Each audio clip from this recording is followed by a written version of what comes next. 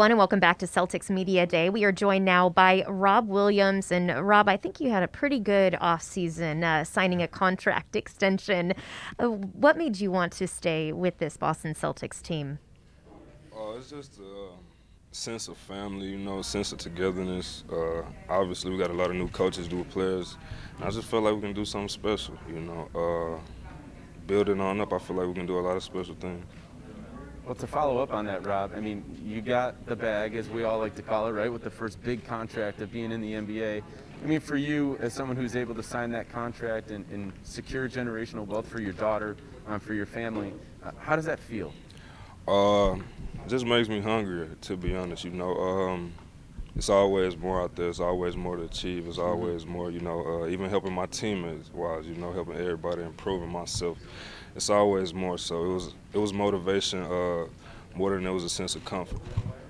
Well, one thing that I don't know if you can improve upon because you're so great at it is blocking shots, right? Like last year, you ranked second in the league in blocks per 36 minutes, ahead of three-time Defensive Player of the Year, Rudy Gobert, who's 5 inches taller than you, by the way. So I don't know how you pull it off. But explain to us, what is it about you and the way you see the court that allows you to block shots at such a high rate?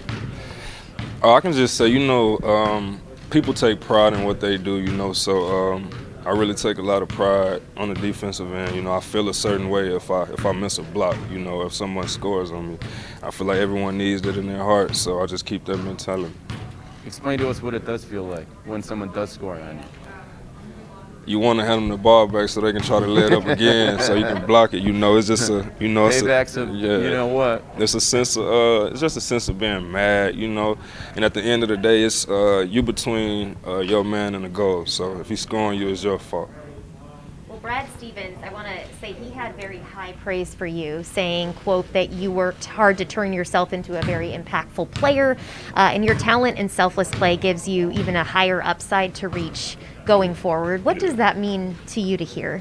It's just motivation again. Like I said, lets me know they had a lot of belief in me. Brad, the whole organization, he was here when I got drafted. He's been with this journey. He's been through this journey with me. So, like I said, it's just motivation. We talk a lot. He'll tell me, he's proud of me, but he also doesn't forget to tell me what I need to, keep going and keep working on. So I'm thankful for that.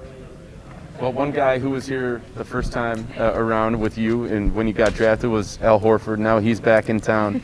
I know that he made a really big impact on you during your rookie season. Yeah. But what's changed for you as a player on and off the court and who you are today sitting here with us as opposed to when you first met Al 4 years ago now? Just growth, man. In life and on the basketball court. In life, a lot growth. Got a daughter. Got another son on the way. He'll be here. Congratulations. Congratulations. Be January 24th. So just watching Al on and off the court since my rookie year, watch how he take care of business from his family to working out. It impacted me a lot. Well, Rob, we have fans tweeting in questions. Robert, what parts of your game have you worked on this offseason that will translate onto the court this season? Ball handling has been one of my biggest keys this offseason. Being able to spread the floor a lot more for my teammates. Can you elaborate on that? Spread the floor in what way? Yeah. So because some people might think you're going to be taking 35-footers now if you just throw that out into the Twitter space. For guys that need to score the ball, for our scorers, you don't want them to have to, dribble the ball all the way up the court, exhaust all that energy. So they need reliability. They need someone who can take the pressure off of them for a little bit. So just in that setting, just getting them a break to where they don't have to, have the ball the whole time, where the ball can come to them. They just got to move around without it. So. Yeah, and building off of that, in my opinion, you and Al, you're both great vision, great passers. There's probably no better passing duo of centers in the league, in my opinion. When you guys are able to bring that on the court and kind of what you were just alluding to, how does that kind of change the game for your team and for the guys who are on the court around you when a center can do that? It just opens up a lot because, when you got a center going into a down screen with a guard, it's a lob or it's going to the guard. If you got two guards going into a screen with each other, it's difficult. You know what I'm saying? You got to guard it. And like I said, we don't want our guards having to bring the ball, go through all that defense, exhaust all that energy. So I feel like it'll be good. Well, I have a question for you. I had, before heading into Media Day, I had some friends ask me, they obviously love the name Time Lord. Have you thought of any new ones, or have people come to you with anything else besides that? Do you want to keep that heading into this next season, or just kind of wait and see? Before you answer that, Rob, I don't think it's changing. Yeah, I don't think it's going anywhere. I was gonna say, you know, I kind of like the route they took with Time Lord, you know, the stopping time, the block shots. I like this, so it's pretty cool, you know. And it turned into Yes Lord, right? Yeah, it turned into Yes Lord. So that's crazy because that's just something I say, you know, as in like when I'm happy or whatever. And I seen the Celtics start tweeting it, so it was like, you know, everybody watch it. But I feel like I'm pretty good with Time Lord. Okay, all right. Well, my friends are watching, so they'll know now we're going to keep it that. That's not going anywhere. It's too perfect. It's too Time perfect. Lord, yeah, that's it. One other stat I want to throw out there. You had 93 dunks last year. That was your career high.